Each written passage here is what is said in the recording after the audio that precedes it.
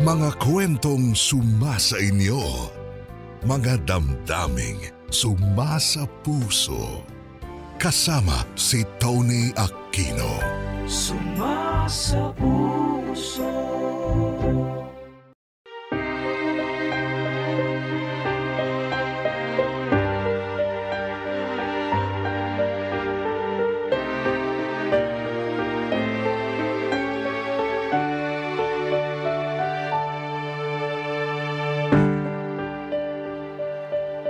Tony, ako si Jimboy, 46 anyos at mula sa lungsod ng Parañaque. Nakasanayan ko ng makinig ng programa mo habang kumakain ng tanghalian.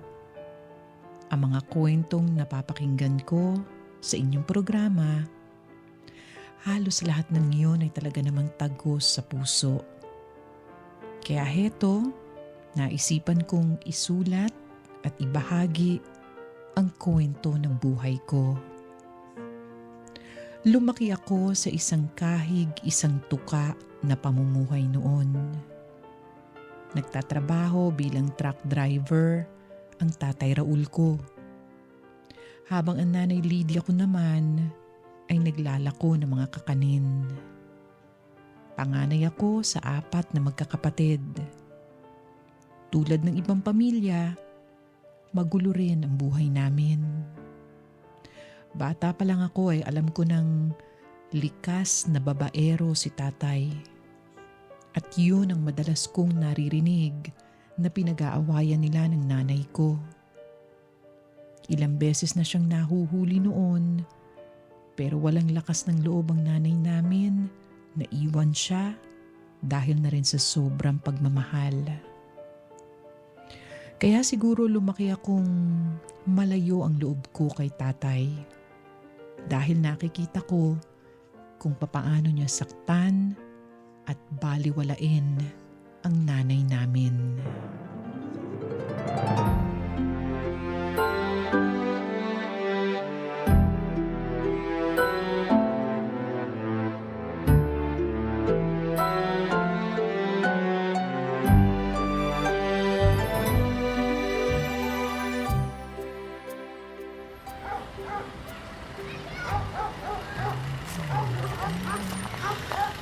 Bay talaga ni Manong Kiko. Daming binigay sa akin na malunggay tsaka mais oh. Sinabawang malunggay na may maisang lulutuin ko ngayon para sa hapunan namin. Sarap ng kain namin ito. Sigurado matutuwa sila. Sana kayo, huwag kayong lalabas. Si Edna yun ah. Teka, bakit siya umiiyak? Ano na naman nangyari? Huwag kayong lalabas dyan. Huwag Babalik naman sana ako. dahil kay tatay. Sandali lang, hindi kayo pwede dun sa loob eh. Ate Rose, mga kapatid Edna? ko ah. Ano nangyari? Bakit umiiyak ka? Kuya. Bakit nga? Ano nangyari sa bahay? Dahil na naman ba kay tatay? Lasing nagwawala? Ano? Kuya, iiwan na tayo ni tatay kaya nag-aaway sila ni nanay sa loob. Ano? Kaya dinala ko muna si Nabonjik dito kay na Ate Rose kasi baka mas lalong matakot eh. Kuya, awatin mo na sila Rose. O sige.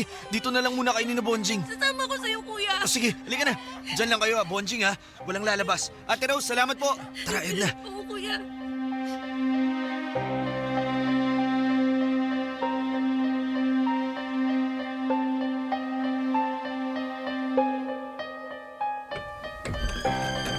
Nay!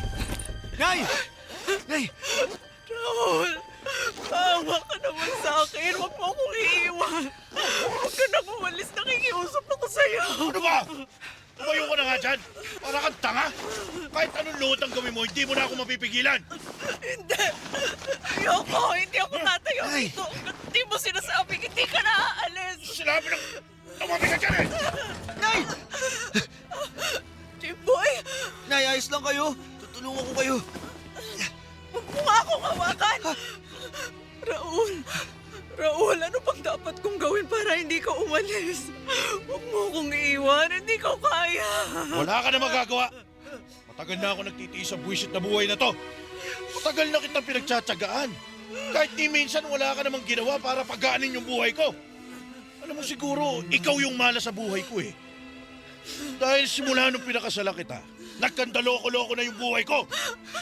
Hindi yan totoo. Minahal mo ako, di ba? Kaya nga tayo nagkaroon ng 4 na anak eh. Kasi nagmamahalan tayo. Marami na tayo pinagdaan ng 2. Raul, ngayon ka pa masusuko. Ay, tama na po. Maawa naman kayo sa sarili niyo. Yan! Makinig ka sa anak mo! Tumigil ka na dyan sa kabaliwan mo dahil hindi na magbabago yung desisyon ko! Hindi! Hindi ka lalabas ng bahay na to! Ay!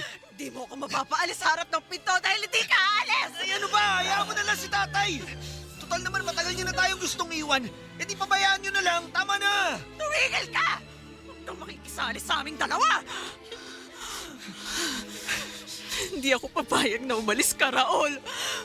Hindi ako makakapayag na ipagpalit mo ako sa babae na yan! Raul, ako ang asawa mo. Kaya ako lang ang may karapatan sa'yo. Mamamatay muna ako bago mo ako mapalitan. Ah, ganon! Ha? O, sige! Ayan! Mamatay ka na ng tuluyan! Mamatay ka na para hindi na ako mahirapan pa! Oh, ano? Ano? Pipigilan niyo ako? Ha? Ano? Ha? Ano ba? Bitiwan niyo ako! Matagal ko nang gusto patayin ka eh! Tulong! Sabi sa akin, hindi ako makain! Tay, tama na! Sira ulo kong bata ka? Tatawag ako ng tanod. Ano? Wag! Wag, Edna! Pero nay, sinasaktan kayo ni tatay. Bahala kayo dyan! Basta ako, aalis na ako sa bahay na to! Magsama-sama kayo! Raul! Sandali lang! Huwag kang umalis! Raul! Ay! Tama na! Iniwan na tayo ni tatay. Tanggapin niyo na yun. Maawa naman kayo sa sarili niyo. At mas lalong maawa kayo sa mga kapatid ko. Hindi mo alam ang nararamdaman ko kaya hindi mo ako naiintindihan! Raul! Hintayin mo ako! Sasama ako sa'yo! Raul! Edna, hayaan mo na sila. Kahit anong gawin natin, pangalawa lang tayo sa mga buhay nila. Kaya pabayaan mo na. Baka mahawa lang tayo sa mga kabaliwan nila.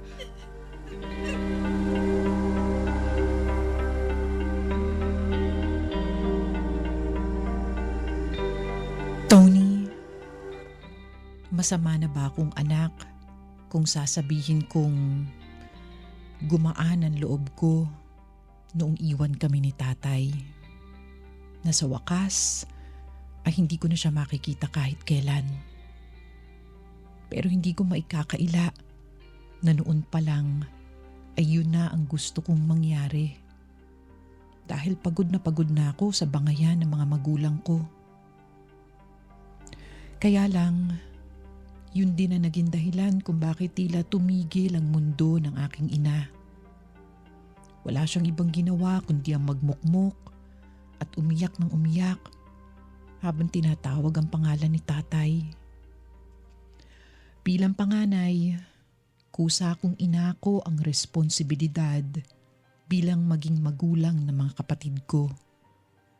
Kahit nasa high school na ako noong mga panahon na yun, tumigil pa rin ako sa pag-aaral.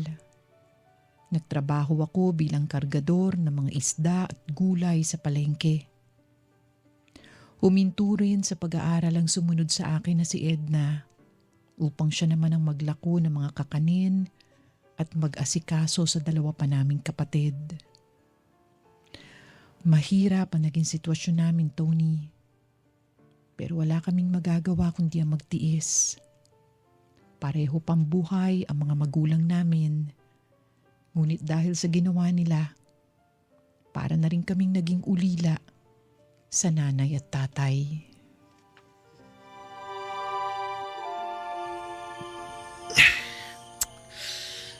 Aray, sakit talaga ng kaliwang balikat ko. Ano ba yan? Paano ako magtatrabaho nito mamayang madaling araw? Kuya, kakain na raw, sabi ni nanay. Oh, ano nangyari dyan sa balikat mo? Masakit eh. Nangali siguro nung matindi sa mga binuhat ko. Di ko tuloy alam kung paano ako nito mamaya. Eh kung ipahinga mo na kaya muna yan, baka mas lalo pa yung lumala kapag pinilit mo. Alam mo naman na hindi ako pwede magpahinga dahil sayang ang kikitain ko sa pagbubuhat ng mga isda sa palengke. Makain na natin yun ng 1 buong araw. Iniisip ko lang naman ang kalagayan mo eh. Minsan naghahanap din ng pahinga yung mga katawan natin. Lalo na sa'yo na araw-araw nagtatrabaho. 1 araw lang naman ang ipapahinga mo. Ibigay mo na yun sa sarili mo. Sayang ang 1 araw, Edna. Ayos lang ako. Siguradong mawawala rin to mamaya-maya. Papahiran ko lang to tapos kaunting hilot lang. Ayos na.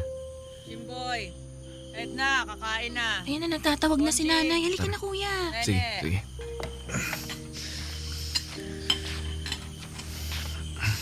Magsiupo na kayo riyan.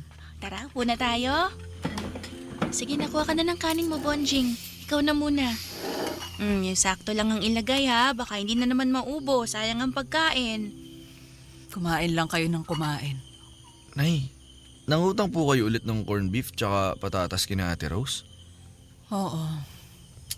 Sabi ko babayaran din natin agad bukas. Tig-3 delata at patatas nang binili ko para naman kahit ngayon lang mabusog ang mga sikmura natin. Kaya sige na, kumain ka na. Sige po. Paabot ako ng ulam, Edna. Eto kuya. Salamat. Teka. Parang iba yung amoy nitong ulam. Ha? Paano ang kakaibang amoy? Parang may mali eh. Baka may kung ano ka lang na amoy kanina kaya ganyan. Sige na, kumain na kayo. Jimboy, kung aamuyin mo lang yung ulam, bigyan mo muna ang mga kapatid mo. Kanina pa sila naghihintay. Kuya, pakuhain mo muna yung mga bata ng ulam para makakain na sila. Teka. Walang kakain. Ha? Bakit? Gutom na kami, kuya. Ibigay mo na yung ulam sa mga kapatid mo, Jimboy. Ano ba? Sinabi nang walang kakain! Bakit mo tinapon ang ulam? Wala na nga tayong pera, nagsasayang ka pa ng pagkain. Ano na ipapakain mo sa mga kapatid mo, ha? Mas gugustuhin ko na lang na pare-pareho kami matutulog ng gutom kaysa kainin ng pagkain hinain nyo para sa amin. Ano bang pinagsasasabi mo? Talagang hindi nyo alam ang sinasabi ko? Ha? Teka, sandali nga. Ano bang nangyayari? Wala na ako naiintindihan. Kuya, bakit mo naman tinapon yung pagkain natin? Sayang mo. Bakit ka manghihinayang kung ikamamatay natin ang pagkain yan? Ano? Anong ibig mong sabihin? Ano, Nay? Talagang hindi nyo sasabihin kung ano nilagay nyo sa ulam natin? Ha? Sumagot kayo! Huwag mo akong sigawan dahil wala kang karapatan na bastusin ako ng ganyan! Pero mas lalong wala kayong karapatan na patayin kami magkakapatid! Patayin? Paano? Nay, anong sinasabi ni kuya? Hindi ko alam. Nasisiraan na ng ulo yung kuya mo. Hindi ako nasisiraan ng ulo dahil alam kong may nilagay kayong lason sa pagkain. Hindi yan totoo. Sige nga, kung hindi totoo, kainin nyo yan. Patunayan nyo sa amin na wala kayong nilagay na kahit ano dyan sa pagkain na yan. Oh, bakit di nyo magawa? Sige na, kainin nyo. Gusto kong makita mismo ng dalawa kong mata na ligtas yung pagkain hinain nyo sa amin. Nay, gusto niyo po kaming lasunin? Pero bakit? Anong nagawa naming mali sa inyo? Bakit ganito? Patawarin niyo ako, mga anak. Sadyang hindi ko na talaga kaya. Hindi ko na kayang buhayin kayo ng mag-isa. Hirap na ako. Kaya papatayin nyo na lang kami? Para gumaan ang buhay nyo? Para wala na kayong responsibilidad? Ganun ba yon? Ano, gusto nyong bumalik sa dati na malaya kayo? Hindi ganun ang gusto kong mangyari. Ang plano ko, uunahin ko muna kayo. Tapos kapag nakita kong patay na kayong lahat, saka ako isusunod ang sarili ko. O, di ba? Sama-sama pa rin tayo. Pero na hindi pa rin yan rason para gawin nyo to sa amin. Nanay namin kayo. Dapat ilalaban nyo kami hanggang sa dulo. Pero anak, ginawa ko naman yun eh. Pagod na ako, Jimboy. Pagod na akong lumaban. Pagod na akong umiyak. Pagod na akong makita kayong nahihirapan. Pagod na ako sa lahat. Hindi mo naman ako, anak. Tao lang din ako. May hangganan din ang pagiging malakas ko. Kailan ba kayo naging malakas? Simula nang iwan tayo ni tatay, kami ni Edna ang tumayong magulang kina Bonjing at Nene. Kami ang kumayod mula umaga hanggang gabi para may makain lang tayo. Kami nagpapakahirap para mabuhay tayo. Tapos ngayon sasabihin niyo sa akin, pagod na kayo maging malakas? Hindi, Nay! Hindi, naging mahina kayo. At hindi namin kailangan ng ganong klaseng nanay sa mga buhay namin. Kuya! Edna, Mag-impake kayo ni na Bonjing. Alis tayo rito ngayon din. Pero kuya, paano si Nana? Total naman, wala nang kwenta sa kanya mga buhay natin. Ibigay natin ang gusto niya. Ang maging malaya sa responsibilidad. Jimboy anak, huwag niyo rin naman akong iwan. Patawarin niyo ako sa nagawa ko. Hirap na kasi ako eh. Kaya hindi ako nakapag-isip ng matino. Pero ayos na. Hindi ko na ulitin yan. Tapos ano? Pag hindi na naman kayo nakapag-isip ng matino, tatangkayan nyo na naman ang mga buhay namin. Hindi na, Nay. Nawala na ako ng tiwala sa inyo. Itong gusto nyo, di ba? Sige, simula sa araw na to, wala na kayong mga anak.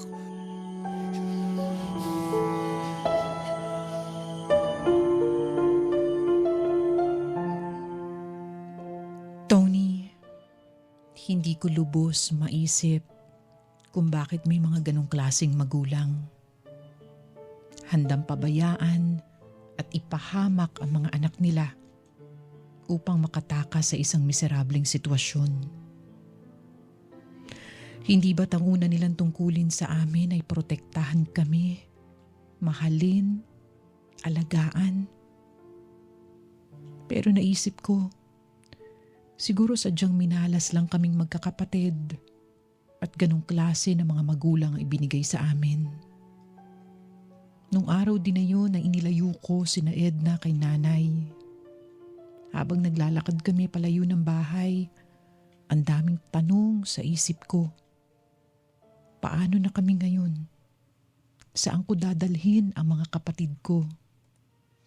Paano ko sila bubuhayin? Kaya ko na ba talagang akuin ang isang napakabigat na responsibilidad? Tony, puro hindi ko alam at bahala na ang naisagot ko sa aking sarili. May naipon naman akong kaunting pera kahit papaano at yun ang ginamit ko upang magkaroon kami ng masisilungan. Kahit isa pa kaya patnubayan nawa kami ng Diyos.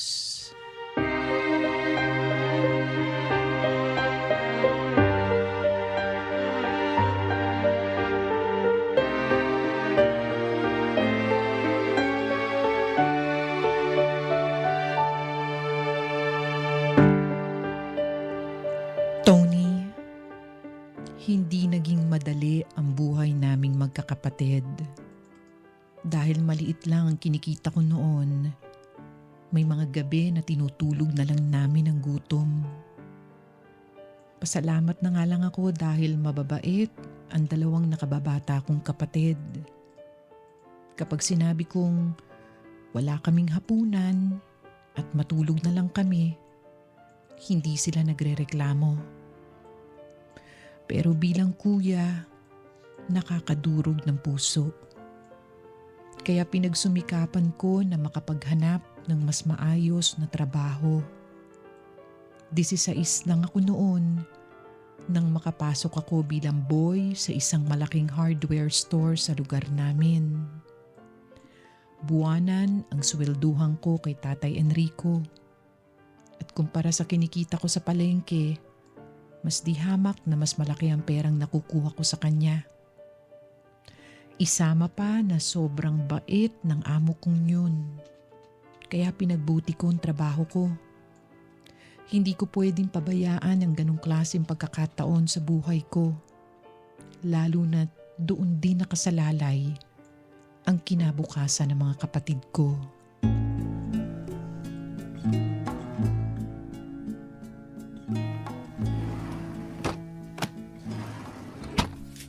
Ito po tayo. Pakitingnan na lang po kung tama yung ginawa ko. Tingin nga ako. Tama naman ang ginawa mo, ha? Wala akong nakikitang mali. Sandali, marunong kang gumawa ng ganito. Natuto lang po sa panonood kay Kuya Rico. Alam mo, Jimboy, matalino kang bata. Talaga po? Oo. Matagal ko na yung napapansin sa'yo. Isang turo lang sa'yo, nakukuha mo agad. Mabilis ang utak mo. Salamat po. Matalino at masipag kang bata. Pag magtsatsaga ka lang ng mabuti at mas lalo mo pang sisipagan, hindi na ako magtataka na malaya ang mararating mo sa buhay. Sana nga po, Tay Enrico. Gusto ko po kasi talagang umangat sa buhay. Napapagod na ako maging mahirap eh. Ikaw naman kung makapagsabi ka ng pagod ka na maging mahirap, parang kasing tanda mo na ako. Pero naiintindihan ko naman kung bakit mo nasabi yon. Kahit sino naman ng sitwasyon ng katulad sa'yo, sigurado ako ganyan din ang masasabi. Kaya nga po, nainis ako sa mga taong binabaliwala yung mga bagay na meron sila eh. Tulad na lang ng mapagmahal na magulang. Karamihan may mga ganyang magulang, pero di naman nila pinahahalagahan. Pati yung mga nag-aaral. Sana lahat may pribilehiyo na makapagtapos sa pag-aaral. Bakit ba? Bakit ayaw mong bumalik sa pag-aaral? Sa talino mong yan, sigurado parating ikaw ang bida sa mga klase. Gusto ko po pero wala naman po akong pera. Kahit sabihin na nating libreng pag-aaral, paano naman po yung pamasahe ko, di ba? Pambaon, mga kailangan sa eskwelahan. Yun, kaya naisip ko na magtatrabaho na lang po muna ako para mabuhay ko yung mga kapatid ko. Paano naman yung pangarap mo? Tsaka na po yung sa akin. Sa mga kapatid ko na lang po muna unahin ko. Ay, nakalimutan ko po na nagwawalis ako. Maglilinis na po muna ako para makauwi na ako. Hayaan mo na yan. Hayaan mo na yan. Ay. Di naman ganun karumi. Ipagpabukas mo na lang yan dahil baka hinahanap ka na ng mga kapatid mo. Sige po. Ay, sandali. May sobrang pagkain sa bahay. Sumama ka muna sa akin para may maiuwi kang hapunan sa inyo. Naku tay, huwag na po. Ayos lang po kami. Huwag ka nang magpapilit pa riyan. Ako lang naman mag-isa kaya hindi ko mauubos yon. Sayang lang kung masisira kaya samahan mo na ako sa bahay para may panghapunan kayo. Sige po.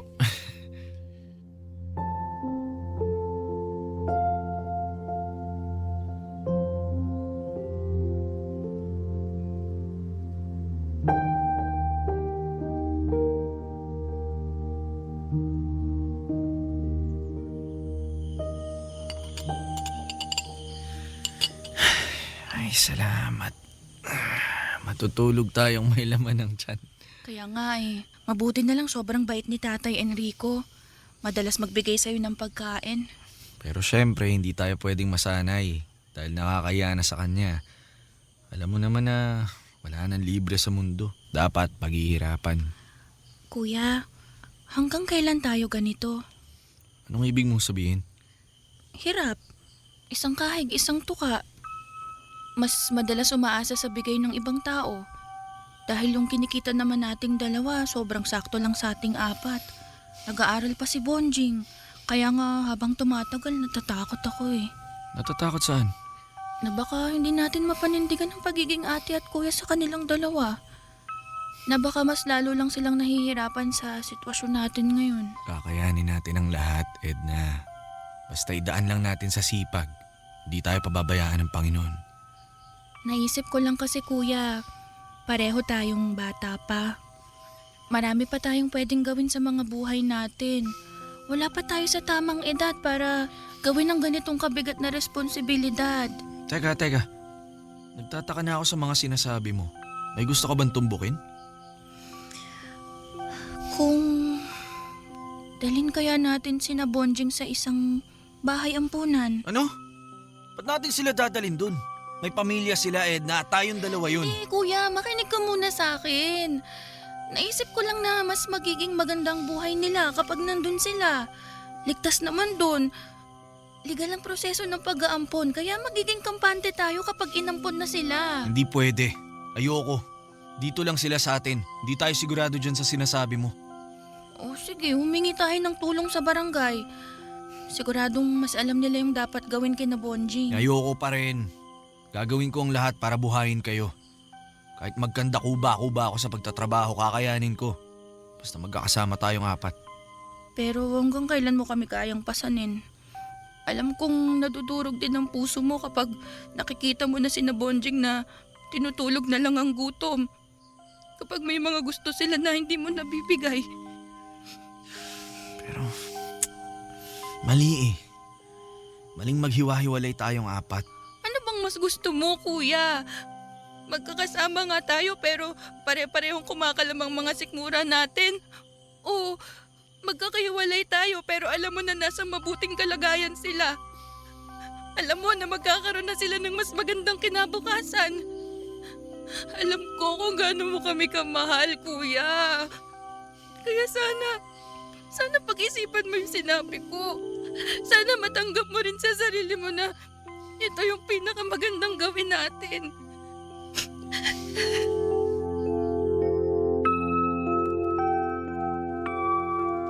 Tony, napaisip ako sa sinabi ni Edna sa akin. Tama naman siya. Mas gagaan ang mga buhay namin kung sakaling ituloy namin ang plano na yun. Ilang araw ko munang pinag-isipan ng lahat hanggang sa pumayag na lang ako kahit labag sa loob kong mahiwalay sila sa akin. Humingi kami ng tulong sa barangay hanggang sa napadpad kami sa isang non-government organization. Isang social worker ang tumanggap kina Bonjing at Nene upang pansamantala silang alagaan at hanapan ng pamilyang pwedeng umampon sa kanila. Tony, halos linggo-linggo kung dalawin ko sila roon. Masaya ako kahit papano dahil nakikita ko na nasa mabuti silang kalagayan. 3 beses nakakakain sa isang araw, may maayos na damit at natutulugan. Kaya sabi ko noon, may maganda namang kinahinatnan ang paghiwalay naming 4. Si Edna naman, nagpaalam at sinabing papasok daw siya bilang kasambahay. Ayoko sana, Tony, pero hinayaan ko na rin ang pangalawa kong kapatid. At dito na nga nagkahiwa-hiwalay ang mga landas namin. Malaki ang pasasalamat ko kay Tatay Enrico dahil pinatiran niya ako sa bahay niya. Hindi siya nagkaroon ng sariling pamilya, kaya mag-isa na lang siya sa buhay. Ako ang nagsilbing anak-anakan niya na pinagkatiwalaan ng lubos.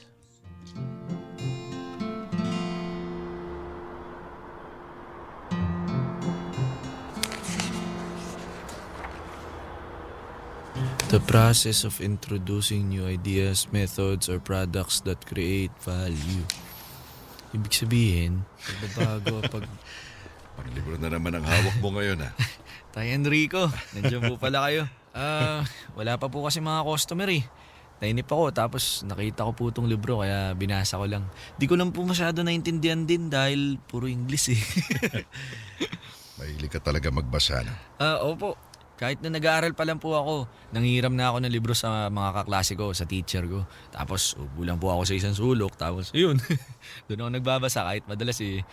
Di ko naman naintindihan. Ayos lang yon. Kaya nga may dictionary para malaman mo yung mga salitang hindi mo alam. Diyan ka matututo. Kaya naman pala ang talino mo, mahilig ka kasi magbasa. Jimboy, may tatanong ako sa'yo. Ano po yun, Tay? Naisip mo na bang bumalik sa pag-aaral? Siyempre po. Kahit matagal na akong tumigil, mas nasanay na po ako magtrabaho, gusto ko pa rin po. O bakit hindi mo gawin? Di ba nakwento mo naman sa akin na wala na sa poder mo yung 2 mong nakababatang kapatid? Tapos si Edna naman, nangangamuhan na rin. O edi sa'yo na yung oras mo. Wala ka ng responsibilidad kundi ang sarili mo. Kaya po kasi pagsabay ng pag-aaral tsaka pagtatrabaho, Tay. Kahit na magpatulong ako sa munisipyo, baka di rin naman po mapanindigan. Hirap na. Nasasayangan ako sa oras mo eh. Baka mamaya niyan, tuluyan ka nang hindi bumalik sa pag-aaral dahil mas gusto mo nang kumita ng pera. O sige, ganito. Paano kung pag-aralin kita? Po? Pag-aaralin niyo ako? Oo. Seryoso po kayo, Tay? Oo nga, seryoso ako. Akong bahala sa lahat hanggang sa makapagtapos ka sa pag-aaral. Tay Enrico, hindi nga po. Totoo po ba talaga yung sinasabi niyo? Oo nga. Kulit mo naman bata, oh. Kaso, nakakaya naman po, Tay. Pinatira niyo na nga po ako rito sa bahay niyo. Libre lahat eh. May sinasahod pa po ako. Tapos, mag-aaralin niyo pa talaga ako? Oo, ano naman. Jimboy, Buong buhay ko wala akong ibang ginawa kundi ang magtrabaho at itayo ang negosyong ito. At sa loob ng halos 4 na dekada, wala akong ibang iniintindi kundi ang sarili ko. Ngayon maayos na ako. Gusto kong tumulong sa iba. At ikaw ang gusto kong tulungan. Tay, nakakaya po kasi malaking gastos din po yun. Bakit mo ba iniisip ang gastos? Hindi ko to sasabihin sa'yo kung alam kong wala akong pera para pag-aralin ka. Kaya kong gastosan lahat ng pangangailangan mo. Basta ipangako mo lang sa akin na mag-aaral ka ng mabuti.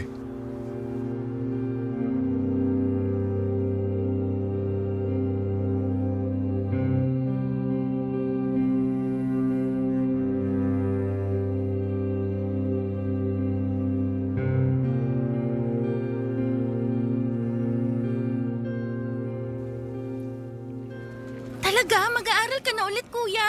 Oo, kinausap ako kanina ni Tatay Enrico. Yun nga, sabi niya sa akin gusto niya raw ako pag-aralin. Nung una nga, tumanggi pa ako pero sa uli pumayag na rin ako Dapat lang, no? Sobrang gandang oportunidad nun, kuya. Oo, Kaya dapat lang na hindi mo talaga pinalampas. Isipin mo, wala kang ibang poproblemahin kundi mag-aral lang. Lahat ng pangangailangan mo mabibigay sa'yo. Hindi nasasakit ang ulo mo kakaisip kung may pera ka pang pamasahe para bukas. O kung anong kakainin mo kasi 20 pesos na lang natitira sa'yo. At hindi ko na kailangan pagtiyagaan ng mga punit-punit na libro para lang makapag-aaral. Sabi kasi ni Tatay Enrico, sabihin ko raw sa kanya lahat ng kailangan ko sa pag-aaral. Kahit magkano raw ubutin. Ayos lang sa kanya, basta komportable ako. Kita mo na, grabe kuya, napakaswerte mo talaga. Noon pa lang naman, ikaw na talaga pinakamagaling sa atin, kuya eh. Kaya naiintindihan kong nangihinayang si Tatay Enrico sa galing mo. Pero kuya, sobrang saya ko talaga para sa'yo. Ang dami mo na kasing sinakripisyo para sa pamilya natin eh. Nakakalungkot lang dahil magkakahiwalay tayong 4. Hayaan mo na. Ang mahalaga naman, nasa maayos na tayong kalagayan. Huwag kang mag-alala, Edna. Pansamantala lang to. Darating din yung araw na magkakasama rin tayong 4. Kapag nangyari yun, sigurado ako na maganda na yung mga buhay natin.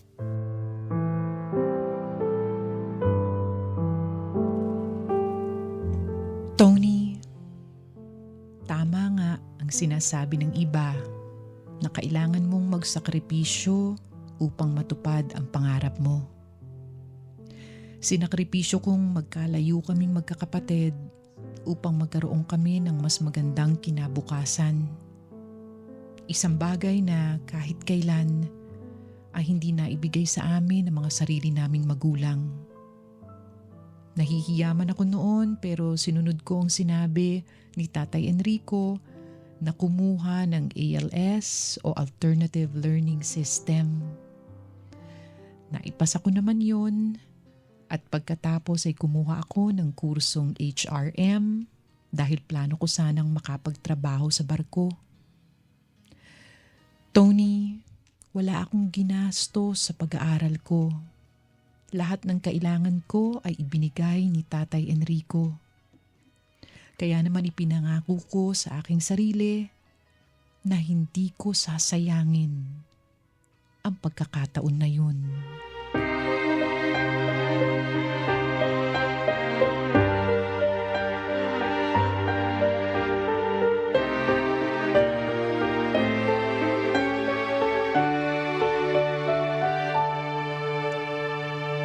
Tony, sa paglipas ng panahon, nagawa ko ang lahat ng dapat kong gawin upang maging matagumpay sa buhay.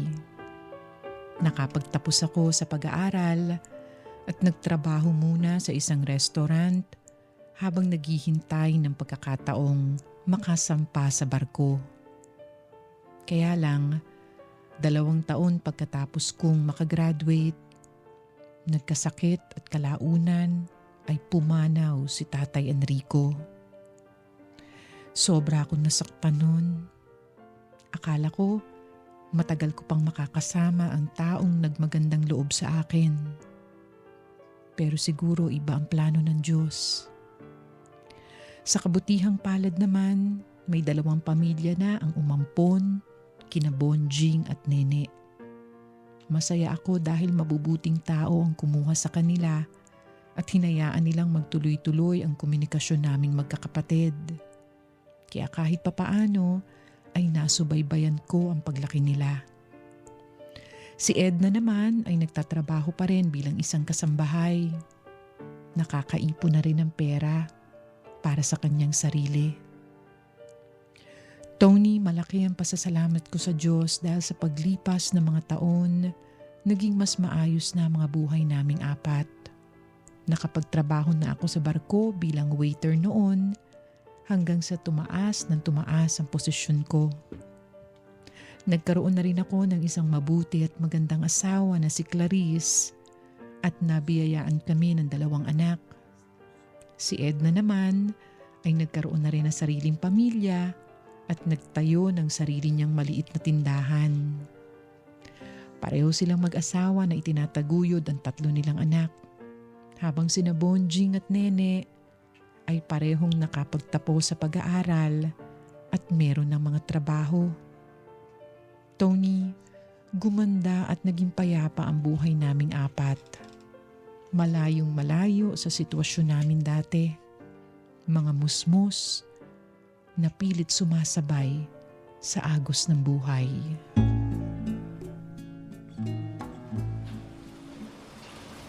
Salamat kuya sa pangkabuhayan showcase mo ha. Ang dami mong binili para sa tindahan ko. Kapag natapos kong ayusin ang mga tumamaya, siguradong magniningning ang mga mata ko. Sus, wala yun. Tulong ko yan sa'yo dahil matagal-tagal din tayo hindi nagkita. Oo nga eh, ang tagal mong hindi nagpakita sa akin. Akala ko nga nakalimutan mo na ako eh. Pwede ba yun? Sadyang nagiging abala lang talaga kami ni Clarice sa tuwing bababa ako sa barko. May pinapatayo rin kaming apartment building na malapit sa amin ngayon. Mga 3 palapag tapos tig 2 pinto kada palapag. Konti na lang matatapos na rin yun. Mabuti naman na tinuloy mo yung plano niyong mag-asawa. Magandang negosyo yan, kuya. Hindi ka na masyadong magiging problemado. Maliban na lang kung may sakit sa ulong tenant na parating hindi nagbabayad sa tamang oras. Nako, magpapagawa raw si Clarice ng kontrata para iwas sa mga ganong tenant. Alam mo naman yun, wise sa lahat ng bagay. Kumusta na nga pala siya? Sina Angie. Siguradong malaki na mga pamangkin kong yun. Ayos naman sila, si Angie, ayun. Malapit na matapos sa elementarya. Tapos si Charlie, makulit pa rin. Nako, konti na lang pala may high school ka na. Oo nga eh. Kaya kailangan damihan kong investments ko. Siyempre, mas magtrabaho na mabuti. Alam mo naman ang panahon natin ngayon, nagsisimahalan ng lahat. Ikaw pala, kumusta na kayong mag-asawa, yung mga anak mo? Yun, maayos naman kami ni Joel, pati yung mga bata. Alam mo na, medyo tumitigas lang ang mga ulo dahil nagsisilakihan na, pero kaya naman. Yung pamumuhay ninyo? Kinakaya naman, kuya. Malaki rin ang nakukuha kong kita sa tindahan ko, tapos maayos naman ang sweldo ni Joel, kaya nakakaraos din. Mabuti naman kung ganun. Ang importante, hindi kayo masyadong nahihirapan. Sina Bonji nga pala, sinusubukan kong tawagan nung nakaraan hindi ko naman makontak. Naku, iba ka busy kasi nung huli kaming nag-usap, may bubuksan daw siyang negosyo kaya marami siyang inaasikaso. Tapos si Nene naman, kakalipad lang pa Vietnam para magtrabaho. Natuloy pala siya sa Vietnam. Oo, gusto nga sana niya na magkita-kita muna raw tayong 4 bago siya umalis. Kaso nasa barko ka pa nun kaya 3 na lang kami munang nagkita-kita. Ay, oo nga pala kuya, nakasalubong ko si Tita Celia. Nasabi niya na namatay na pala si tatay nung nakarang taon dahil sa lung cancer. Hindi nila nasabi agad kasi hindi nila alam kung nasan daw tayo. Sinabi sa akin kung saan nakalibing. Gusto mo puntahan natin yung puntod niya? Dalawin lang natin. Pag-iisipan ko. Medyo abala kasi ako ngayon eh. Tapos tungkol pala kay nanay, may nakapagsabi sa akin na nasa isang facility siya ngayon. Facility? Oo, facility sa mga senior citizens na inabandonan ng pamilya. Ilang taon na raw siyang nandun eh. Kuya, pwede kaya natin siyang puntahan? Para saan pa? Mukha namang maayos ang kalagayan niya ron eh. Napakatagal na kasi nung huli nating nakita si nanay. Gusto ko lang malaman kung kumusta na siya, kung anong nangyari sa kanya, bakit siya napunta ron. Kung kasalanan ba natin kung bakit nandun siya sa ganung klaseng lugar. Kung hindi tayo umalis sa bahay ng araw na yon, matagal na tayong wala sa mundo. Kaya wag mong iisipin na may kasalanan tayo. Kung nasan man siya ngayon, sarili niyang kagagawan yun. Pero kuya, kahit ba minsan, hindi sumagi sa isip mo kung ano nang nangyari kay nanay pagkatapos natin siyang iwan? Ako kasi, madalas akong napapatanong kung nasan na siya. Tsaka kung anong lagay niya. Sa kabila ng ginawa niya, yun pa rin ang iniisip mo. Nagawa lang naman niya yun dahil naubusan na siya ng dahilan para magpatuloy pa. Kesa sa makita niya tayo nahihirapan, naisip niyang tapusin na lang ang lahat. Alam kong malaking kasalanan yun, pero tao lang din naman si nanay, kuya. May pagkakataong nagiging mahina rin siya. Kahit na, naghirap tayo dahil sa kanya. Dahil sa kanila ni tatay. Maayos na tayong lahat ngayon. Kaya wala na sigurong mawawala kung pupuntahan natin si nanay o kukumustahin. Dahil ano pa man ang mangyari, anak niya pa rin tayo. Hindi kita pinipilit na magdesisyon ngayon ha, pero sana mapag-isipan mo ng mabuti ang lahat. Tony, may mga pagkakataon din naman na naiisip ko ang mga magulang namin. Pero sa tuwing nangyayari yun, hindi ko maiwasang maisip din ang hirap na pinagdaanan naming magkakapatid nang dahil sa kanila. Pareho nila kaming pinabayaan dahil naging makasarili sila. Ngunit napakahabang panahon na ang lumipas. Masaya na kami sa buhay na meron kami. Kaya naisip ko rin na siguro panahon na upang makitang muli ang aming ina. Gusto ko rin mapatunayan kung hanggang sa mga panahon na yun ay may bigat pa ring daladala ang puso ko.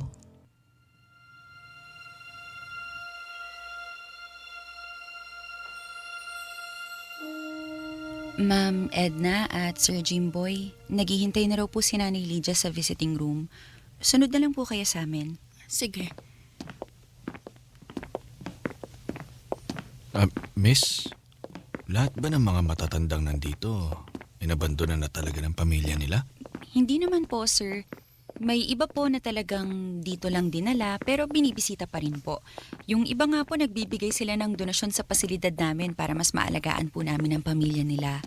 Kaya lang, nakakalungkot lang pong isipin na mas marami po talaga na hinahatid lang dito. Ilang beses lang binibisita tapos hindi na nagpapakita. Ano ho yan, hindi niya na ho sila matawagan? Ganun na nga po. Kaya po minsan, nakakadurog ng puso kapag may mga nagtatanong sa kanila kung bakit wala raw sa kanilang dumadalaw. Hindi naman po namin masagot kasi hindi rin namin alam. Parang yung sa nanay niyo po. Ay, nandito na po tayo, ma'am, sir. Ito na po siya. Ay, teka, anong nangyari sa mata niya? Bakit ganyan? May katarata po si Nanay Lydia. Diyos ko po. Sandali lang po, ha. Nay Lydia. Nay Lydia, may bisita po kayo. Sino? Nandito po mga anak ninyo. Talaga? Nandyan na sila? Opo. Sir, ma'am, ayos na po. Iwan ko po muna kayo para makapag-usap po kayo ng mabuti. Kapag may kailangan po kayo, nasa reception area lang po ako. Sige, salamat ha. Sige po, maiwan ko na kayo. Nay? Ako po to si Jimboy. Jimboy? Jimboy! Jimboy! Jimboy, anak! Anak! Nasaan ka? Yakapin mo si nanay. Gusto kitang mayakap. Anak ko.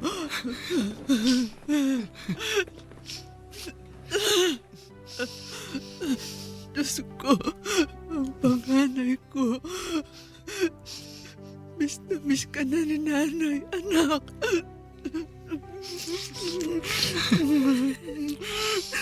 Tagal kitang hindi nayakap ng ganito. Nay, Nandito rin po ako. Si Edna po, Nay. Edna! Anak, yakapin mo ko. Gusto kitang maramdaman.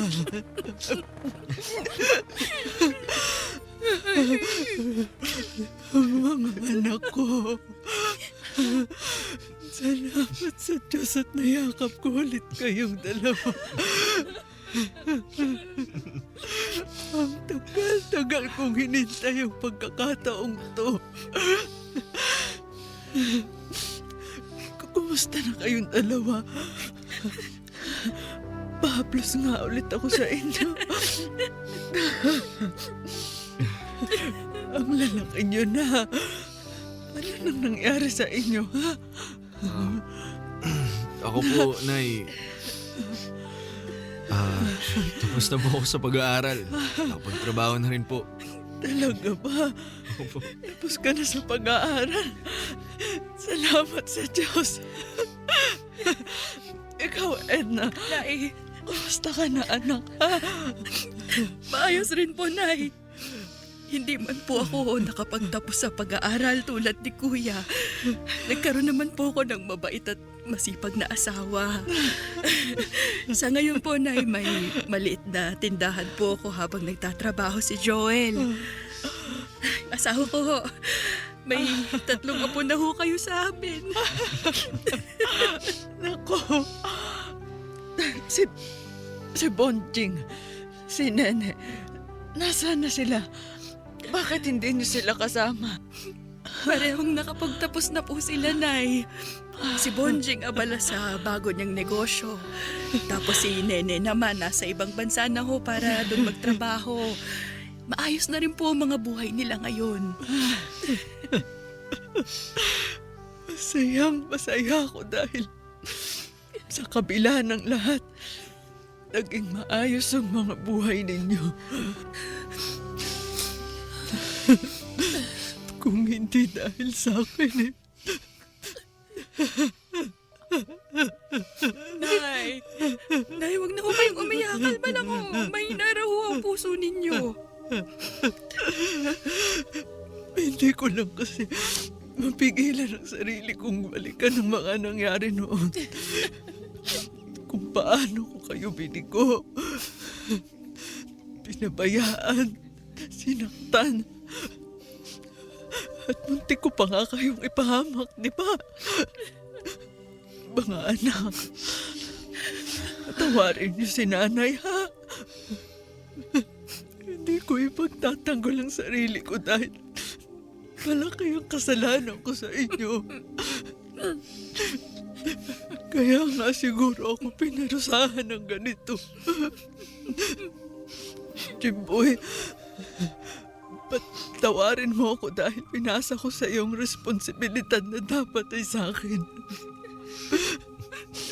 Patawad, anak, dahil binigo kita. Alam kong malaki ang galit mo sa akin, anak. Pero sana maalala mo na kahit ano pa ang nangyari. Mahal na mahal ka ni nanay. Nay. Nay, ayos na. Ngayong nakita ko na po kayo ulit, masasabi kong wala na pong galit sa puso ko. Pinapatawad ko na po kayo. Talaga? Totoo ba yan, anak? Pinapatawad mo na ako? Opo, Nay. Kalimutan na po natin ang nakaraan. Magsimula tayo. Nay, gusto ko kayong makasama. Kami magkakapatid. Pinapangako ko po, simula ngayon, hindi na ako papayag na magkakahiwalay pa tayo ulit. Hindi na.